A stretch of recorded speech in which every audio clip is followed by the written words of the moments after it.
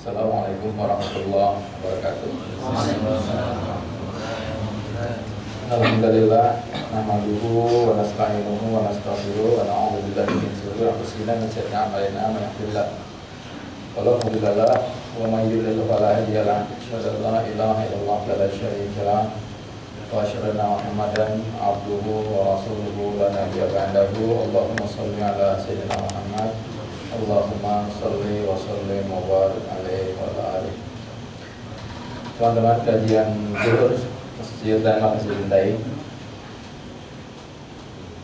kita lanjutkan kajian kita sebulan yang lalu tentang masalah bagaimana cara berhubungan dengan Allah dengan sebenar-benarnya hubungan. Waktu itu kalau nggak salah sampai di 2 pertanyaan tentang masalah apa yang Allah sudah putuskan di alam azal di sana. Apapun ya, buat siapapun itu pasti akan terjadi kan? Pasti akan terjadi. Baik apa-apa yang manusia itu rencanakan tentang apapun juga ya, rencana apapun juga, kalau nggak sesuai dengan yang Allah putuskan, kan nggak mungkin terjadi kan? Nggak mungkin terjadi gitu. Nah, manusia bilang kalau apa-apa yang dia rencanakan itu kemudian nggak sesuai dengan rencana Allah, dibilang musibah gitu. Apa-apa yang kalau dia rencanakan itu, yang dia ingin itu kemudian sesuai dengan keputusan Allah di alam azal di sana, maka dia bilang itu adalah nikmat. Itu kesimpulan kita kajiannya dahulu ya. Baik, sekarang kita mulai lanjutannya tentang masalah nikmat. Teman-teman sekalian, nikmat itu kan setiap hari datang. Setiap hari datang itu, setiap saat datang. Pokoknya Allah putuskan itu buat kita, terus kita bilang nikmat, itu ada setiap hari. Tapi rahasianya sebenarnya tanpa orang sadari, ketika setiap hari dia mendapatkan nikmat, sebenarnya pada saat bersamaan dia juga dapat musibah, kan begitu. Saat orang sedang menikmati nikmatnya, di saat itu dia juga sedang merasakan atau dinikmati musibah. Manusia itu begitu edarannya, madarul hayatil insan, itu gitu aja. Kalau nggak lagi dapat nikmat, dia lagi dapat musibah. Tapi pada bersamaan dia juga menjadi ahlul maksiat gitu bukan? Saya sama selama jenisnya namanya adalah insan, begitu. Dapat nikmat, alhamdulillahirobbilalamin. Dapat musibah, innalillahi wa inna ilaihi raji'un. Kemudian maksiat pasti. Maksudnya di saat kita sedang dapat nikmat, kita lagi maksiat. Macam ada paket dosa besar, ada paket dosa kecil, ada maksiat fisik, ada maksiat hati, ada maksiat kegiatan banget, orang lain nggak tahu kita mengerjakan maksiat, tapi Allah tahu. Begitu aja kewajibannya taubat. Sekarang kita bahas masalah kewajiban kita sewaktu mendapatkan nikmat. Dan banyak tertipunya kita itu dalam menilai sebuah nikmat. Nah, karena nikmat datang setiap hari. Kal-amtar yang utuh ilaina dararan. Karena di setiap hari kayak hujan deras, dia balikan kita jadi kayak mudarat gitu. Kayak misalnya kayak banjir deh. Nikmat itu hampir-hampir nggak kita bisa rasain lagi. Sudah biasa. Biasanya pas kehilangan dikit, barulah dia merasakan bahwa nikmat itu sudah hilang. Kurang napas dikit, kurang uang dikit, ya, kurang makan dikit, barulah dia itu merasakan. Tapi sebelum kita bahas rahasia-rahasia yang ada di balik nikmat, kita bahas dulu tentang masalah kewajiban dalam syariat agama, tuntunan agama lah dalam menghadapi nikmat. 3 aja. 3. Diharapkan kita 3-3-nya ini kita penuhi ya. Yang pertama adalah syukur lisan. Kita bersyukur secara lisan aja. Sederhana banget. Dia cuma mengucapkan alhamdulillahirabbil alamin. Jangan pakai ya sama sih, jangan ya. Ya alhamdulillah sih, itu jangan. Itu berarti menakar nikmat Allah. Karena alif lam dalam hamdu itu kata orang Arab istighraq. Dan istighraq itu untuk menunjukkan semua cakupan nikmat la tuhsuha yang nggak mungkin bisa terhitung. Jadi nggak boleh pakai bagaimana kabar Anda hari ini, bagaimana pekerjaan Anda hari ini, bagaimana kondisi Anda hari ini. Ya alhamdulillah sih, itu tidak boleh. Itu bukan nikmat. Itu namanya bukan mengucapkan syukur. Dan itu kita ada di hati kita itu nggak boleh. Nggak boleh. Itu bukannya syukur lisan namanya. Ya, karena di hati ada iktiraf. Apabila di lisan mengucapkan syukur tapi di hati ada iktiraf, ada iktiraf melunjak, iktiraf itu melunjak sama Allah, itu syukur lisannya batal. Dia dianggap orang tidak bersyukur. Nanti kita lihat tuh akibatnya orang yang nggak bersyukur itu sulibat, diambil. Kan celaka kalau diambil nggak berasa. Misalkan dapat nikmat terus. Luar biasa. Baik teman-teman sekalian. Yang kedua, al-i'tiraf bil qalb, dia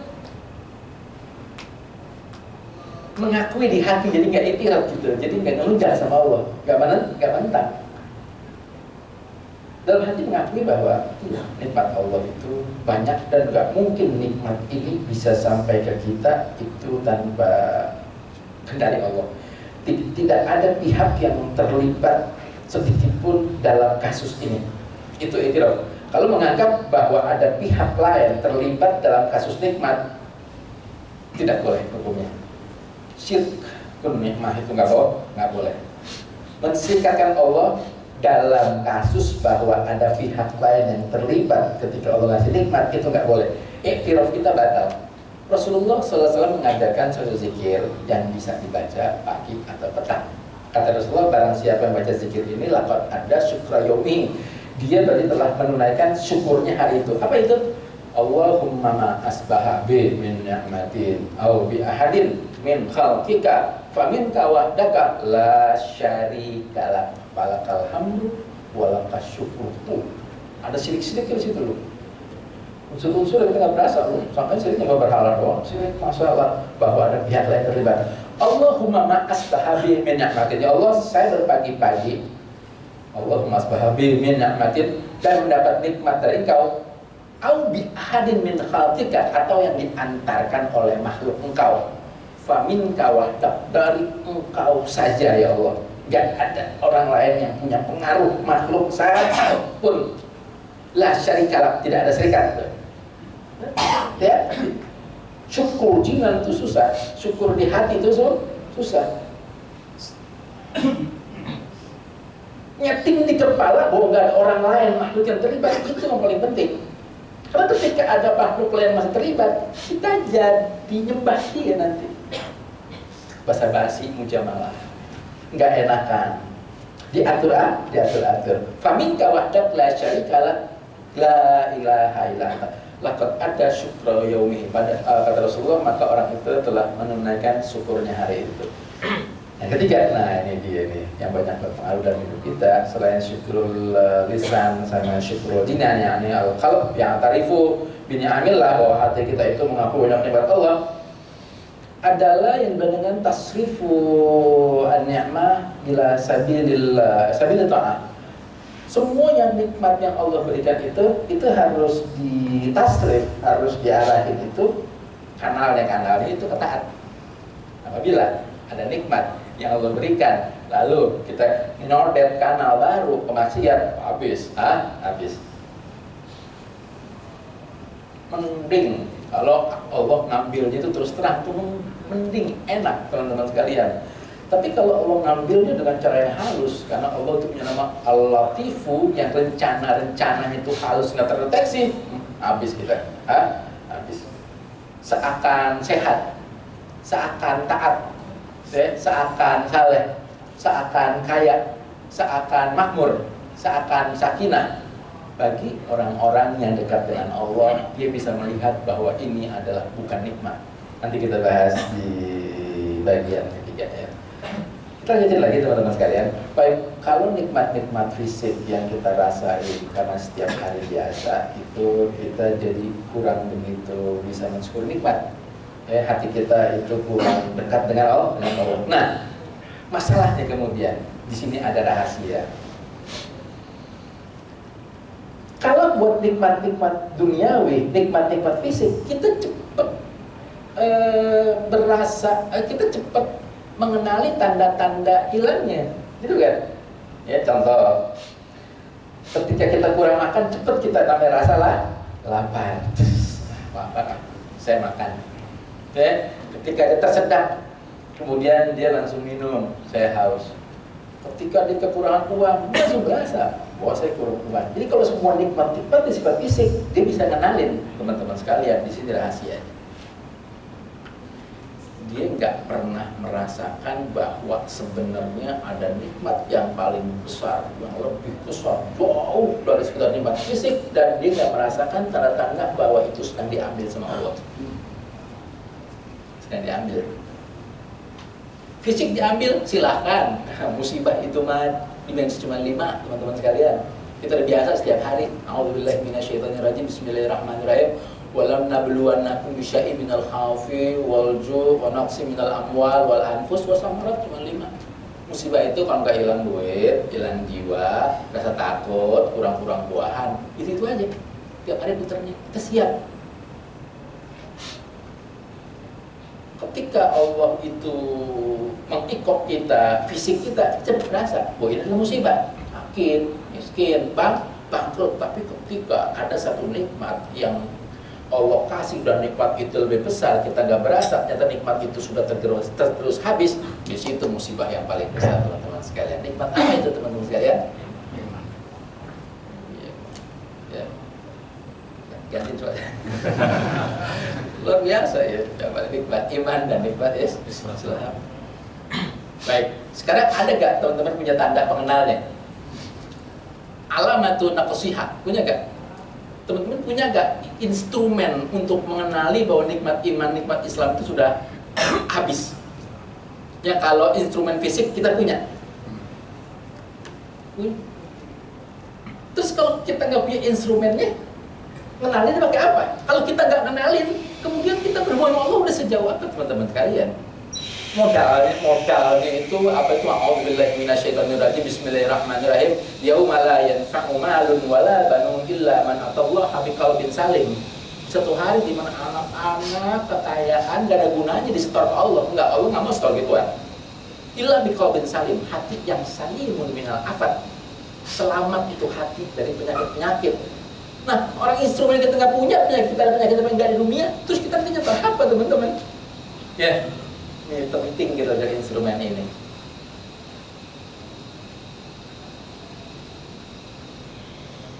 Udah berapa lama iman dan Islam kita itu sebenarnya udah tipis banget. Atau mungkin sudah hilang sama sekali, cuma tanpa judul murtad ya, tanpa judul murtad. Maksud kita masih sholat, masih madhab kiblat, tapi iman itu udah nggak ada. Tipis maksud saya. Jadi, bisa dikenali kurangnya iman dan kurangnya Islam itu dari 2 tanda. Instrumennya ada 2. Satu, teman-teman sekalian, kalau hal ini ada, itu berarti iman kita sama Islam kita habis. Coba Bapak berpaling dan gak dirawat. Buat apa lagi kemudian kita? Buat apalah? Iya, tinggal bangkai jisem yang jalan di atas muka bumi ya, yang nggak ada fungsi sama sekali. Harapan bisa tinggi, ekspektasinya adalah firdaus.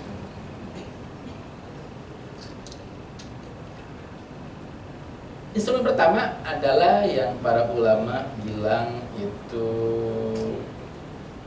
al-yakin. Ternyata keyakinan kepada Allah itu adalah cara alat uji, ukur tingkat keimanan. Rasulullah SAW bersabda, al-imanu yakinu kulluhu. Iman itu adalah full masalah keyakinan. Apa itu yakin?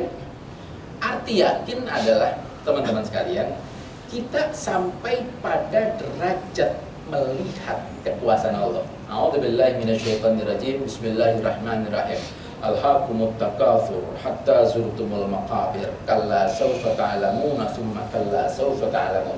Kalla law ta'lamuna 'ilmal yaqin latarawunnal jahim tsumma latarawunnaha 'ainal yaqin tsumma latus'alunna yawma idzin 'anil na'im. Kita lihat 3 derajat keyakinan ini. Ada di tingkat apakah keyakinan kita sehingga jadi instrumen alat uji untuk menguji iman Islam kita udah terus belum? Gampang. Pertama adalah ilmu yakin. Ilmu yakin adalah satu jenis keyakinan yang based on-nya itu adalah info, ilmu yakin. Contoh. Saya contoh adalah Mekah aja ya. Ka'bah. Dulu waktu kita kecil, kita dikasih tahu orang tua kita, dikasih tahu guru-guru agama kita bahwa di Mekah itu ada Ka'bah, di tempat kita di mana di suatu tempat di mana kita sholat menghadap ke sana. Bagaimana sih Ka'bah? Kasih tahu sama guru agama kita, sama orang tua kita, Ka'bah itu dibangun dulu Nabiullah Ibrahim, Nabiullah Ismail dan salam, begini. Kita heran nih, dulu masih kecil, heran masih kecil. Kita belum punya pengalaman apa, bisa percaya ya? Karena apa? Mukhbir yang bawa berita orang tua kita sama guru agama. Tapi tingkatnya adalah baru tingkat info itu. Ada kerinduan nggak? Makin hari kita beragama, makin umur, masuk balik, timbul kerinduan. Ka'bah itu bagaimana sih? Jadi ainal yakin, pindah dari ilmu yakin ke ainal yakin, melihat dengan mata, gambarnya, kan? Gambarnya, 3 dimensi lagi. Ada orang bergerak di tawaf di televisi misalnya, ini televisi, oh ini Mekah, oh ini Ka'bah, oh itu tawaf. Ada timbul keyakinan lebih ya tentang masalah info Ka'bah itu. Saya potong dulu, kenapa buat Allah nggak begini? Kenapa buat Allah nggak begini tingkat keyakinannya?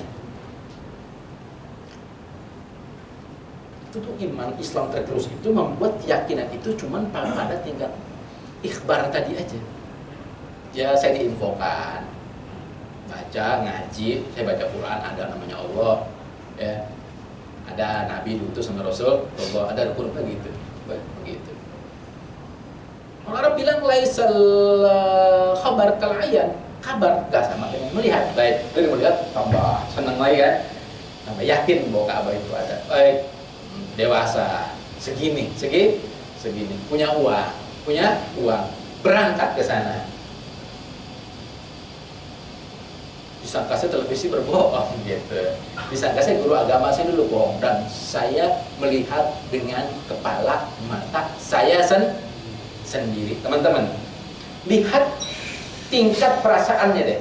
Sewaktu dulu cuma dikabarkan sama guru agama, cuman waktu melihat di televisi, dengan waktu kita ke depan Ka'bah itu sendiri, kemudian kita sholat di sana. Apa? Haru birunya lebih gak? Kenapa buat Allah nggak begitu? Padahal Rasulullah SAW menyuruh kita itu bahwa tingkatan ibadah sampai gitu. Dibilang hadis Jibril yang banyak ihsan. Kata Jibril, mal ihsan. Apa itu ihsan? Anta budallaha ka'annaka tarahu. Engkau beribadah sampai tingkat melihat zat yang engkau sembah. Bukan melihat zat, bukan ya, maksud bukan melihat itu ada Tuhan, bukan.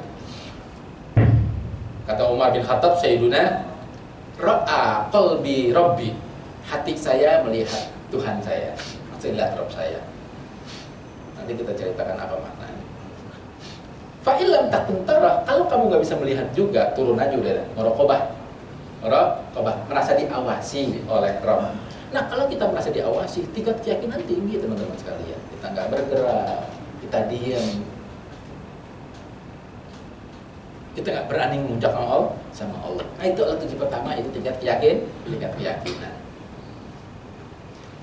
Yang kedua teman-teman, tingkat keyakinan itu bisa kita lihat juga alamatnya sewaktu kita mendapatkan musibah. Nah ini dia. Sewaktu kita mendapat musibah, itu bisa kita melihat tingkat keyakinan kita. Gimana ceritanya? Rasulullah SAW mengajarkan kepada Siti Aisyah, istrinya, satu doa yang panjang, cuma ada penggalannya. Penggalannya adalah kata-kata begini.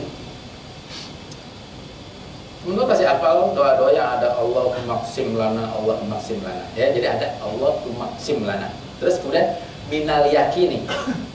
Ya Allah, berilah aku keyakinan.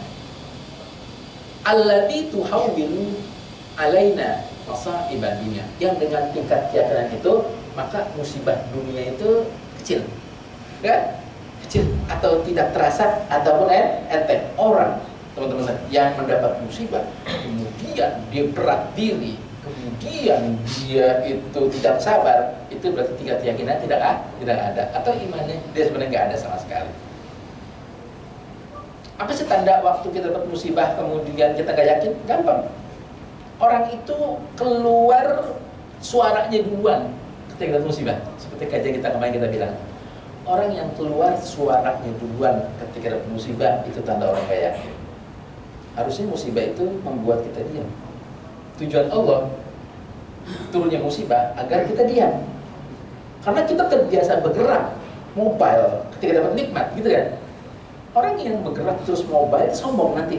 A'udzubillahi minasyaitonirrajim. Bismillahirrahmanirrahim. Kalla innal insana la yatgha ar-ra'ahu istaghna. Inna ila rabbika ruj'a. Orang yang kemudian istighna, merasa cukup, dia mobile. Ar-ra'ahu istaghna. Kalla innal insana la yatgha. Dia pasti togha, tughyan. Berlebihan. Nah, Allah ingin redam dengan musibah. Musibah itu manfaatnya meredam mobilitas kita yang udah keterlaluan. Disuruh diam sebentaran. Saat itu dia kemudian tadarra, dia kemudian bersimpuh di hadapan Allah. Yang nggak mungkin dilakukan sewaktu dapat nikmat, nggak mungkin dilakukan. Ketika orang dapat nikmat banyak agendanya, gitu kan? Yang tadi nggak ada jadi ada. Disusun sama temannya, disusun sama istrinya, disusun sama familinya, kita kesini, nanti ini, beli ini, tuh pas dapat nikmat banyak agendanya. Togha, berlebihan. Orang Arab bilang togha adalah agustana kalla innal insana liyatgha, itu ketika air dituang sudah melewati ini, tumpah gitu, itu namanya togha. Tumpah kemana-mana tuh nikmat kita jadi becek. Pengen dilap lagi, pengen dilap lagi. Ambil pelajaran dari gedung-gedung itu. Awas, hati-hati, lantai licin. Warning, dapat musibah. Kalau musibah tidak ada. Nah, tingkat keyakinan dapat diuji. Ukurannya adalah dari tingkat keyakinan. Yang kedua, teman-teman sekalian, instrumen ujinya adalah syu'urul iqbal. Syu'urul iqbal itu rasa keterterimaan kita di hadapan Allah. Rasa keterterimaan. Nah, baik, coba nih, coba nih. Kita uji rasa keterterimaan kita. Kalau bisa ada waktu 10 menit lagi. Kita uji rasa keterterimaan kita. Teman-teman, antara amalan, saya gambar pakai gelas aja biar gampang. Antara amalan dengan hati kita itu ada jarak, gitu kan? Belum tentu yang kita amalkan ibadah-ibadah kita sampai ke hati, belum tentu. Belum. Jadi aneh kalau orang minta ganti sama Allah, minta ganti duanya, ganti sedekahnya, aneh. Kenapa? Sampai hati belum tentu. Nah, antara hati kita dengan Allah ada jarak juga, ada masafah. Jaraknya harus kita putus. Di setiap jarak ini itu banyak penyambung-penyambungnya.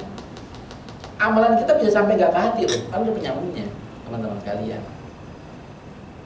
Ambil contoh, a'udzubillahi minasyaitonirrajim, bismillahirrahmanirrahim. Fawailul lil musallin alladzina hum an sholatihim sahun. Ayat ini ngomong bukan orang lagi main catur, lagi main gitar, lagi main kartu. Orang yang sholat celaka.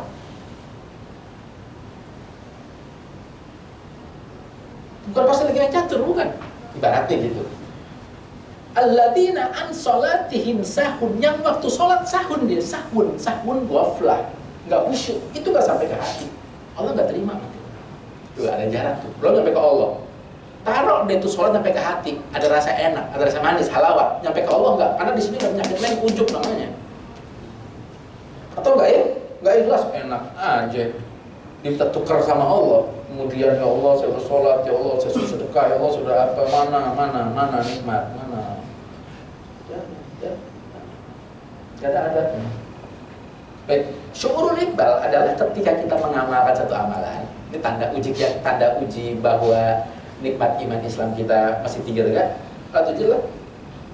Antara kita amalkan dengan hati kita itu ada rasanya, namanya halawah, manis. Apa tanda amal itu timbul hawa manis? Ketagihan.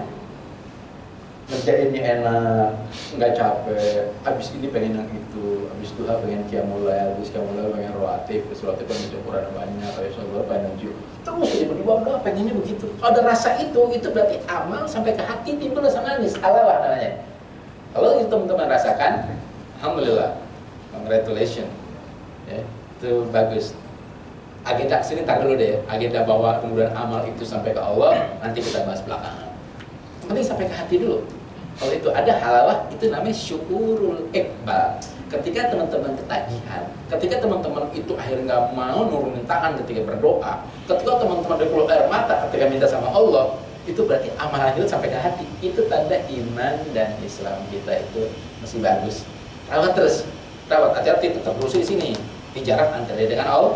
Dengan Allah hati. Kita lanjutkan lagi. Ketika kita nggak rasakan adanya halawah teman-teman sekalian, nggak merasakan ada kemanisan. Nah, ini tanda bahwa iman Islam kita udah lama tipis, itu nikmat kita nggak pernah tahu kalau dapat rawat. Segera rawat. Mengujinya adalah di 3 amalan. Menguji ada halawah nggak ada halawah di 3 amalan. Ini pelajaran bukan dari saya, ini pelajaran dari salah seorang tabi'in yang belajar langsung dari sahabat, yang sahabat itu belajar dari Rasulullah, Rasulullah belajar dari Jibril, Jibril belajar dari Allah. Begitu sanad ilmu. Nggak main sembarang, nggak sembarangan baca, dengar, browsing, enggak begitu. Ya, ini lihat ilmu. Ya. Yaitu Al Hasanul Basri, Hasan Basri, sang tabi'in tapi ketemu dengan sahabat banyak. Ilmu yang beliau paling banyak serap adalah dari Sayyidina Ali bin Abi Thalib. Sayyidina Ali mengambil langsung dari Rasulullah Sallallahu Alaihi Wasallam. Kata beliau begini. Ini bukan hadis, bukan perkataan dari Hasan Basri, tapi sumber ilmu bisa kita lihat. Ya. Kata beliau, tafaqqadu al halawata fis salasa. Kamu cari kemanisan di 3 hal ya. Cari kemanisan di 3 hal untuk kira-kira sebagai alat uji, instrumen, alat ukur iman dan Islam kita itu masih bagus apa enggak ya? Bisa rasa. Kata Hasan Basri kemudian fi sholawatikum, dalam sholat-sholat kalian. Itu ujinya. Fi tilawatikum, dalam tilawah Quran kalian. Fi azkarikum, dalam zikir-zikir kalian. Fa'ilam tajidu, kalau kalian tidak menemukan kenikmatan ketika sholat, ketika baca Quran dan ketika zikir, fa'lamu annal abwaba mughlaqah, pintu itu udah ditutup, udah gak bisa. Kemasukannya dibilang syukurul iqbal, taubat. Obatnya cuma satu, taubat. Taubat detik itu juga cair. Aneh, bukan aneh maksudnya begitu taubat. Detik itu juga pas kita bisa merasa lagi diterima oleh Allah. Jadi kalau 3 bagi kita ini nggak ada, di sholat kita nggak ada rasa manis, nggak ada rasa, itu kemudian tandanya iman kita sudah lama menipis. Tapi kita nggak pernah cek kan, alat ukurnya nggak ada. Sekarang kita dapat alat ukur, kita bisa checklist. Saya ngecek atau pemadam kebakaran deh, ya udah habis isinya tuh, kita isi lagi. Para ulama kemudian memberikan kepada kita tips-tips ketika iman kita sudah menurun jauh, sudah habis, mudah. Perbanyaklah tilawah Quran dan perbanyaklah berzikir. pasti rasa pertama namanya nggak ada halawah, nggak enak. Terusin. Allah lagi menguji masalah kesinambungan. Dia mau terusin apa enggak? Terusin. Ntar semenit kemudian, 2 menit kemudian, atau sejam kemudian kita sudah mendapatkan kenikmatan halalah itu kembali. Alhamdulillah kalau bisa mendapatkan. Baik teman-teman sekalian, ini agenda buat bulan depan pembacaan kita ya. Nanti kajian kita menyambung, jadi teman-teman nanti dapat pemahaman yang utuh tentang bagaimana cara berhubungan dengan Allah. Bukan ibadat zahir, tapi adalah bagaimana hati kita itu berhubungan dengan Allah. Nah, ketika nanti iman dan Islam kita itu kita nggak rawat, ada satu maujibat, ada satu kemudian yang mau nggak mau pasti Allah akan kasih kepada kita yang dibilang dengan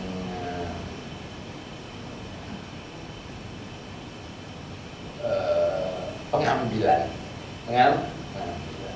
Setiap nikmat yang kemudian nggak disyukuri akan diambil. Setiap nikmat yang kemudian nggak dirawat itu pasti akan diambil. Hati-hati ketika Allah mengambilnya itu dengan cara yang lain, bukan dengan cara yang biasa. Ahlul iman, ahlullah itu kadang-kadang sama Allah diuji dengan keterbalikannya, bukan dengan hal yang vulgarnya ya. A'udzubillahi minasyaitonirrajim. Bismillahirrahmanirrahim. Wa may yu'rid an dzikrillahi fa a'udzubillahi minasyaitonirrajim. Bismillahirrahmanirrahim. Wa may yu'rid an dzikri rabbih yaslukhu 'adaban sa'ada. Barang siapa berpaling dari zikir kepada Allah, dari Quran, dari agama, itu nanti sama Allah yaslukhu, dikasih tapakan ke azab, cuman azabnya naik, azab dan sa'ada. Ini hati-hati. Kalau azab atau musibah trennya turun kan mudah kita kenalin ya. Oh, lagi turun nih kita, lagi sakit, lagi bangkrut, itu mudah dikenalin, kita segera awas. Gimana kalau musibah atau azab itu trennya naik, seakan-akan sukses, seakan-akan sehat, seakan-akan baik.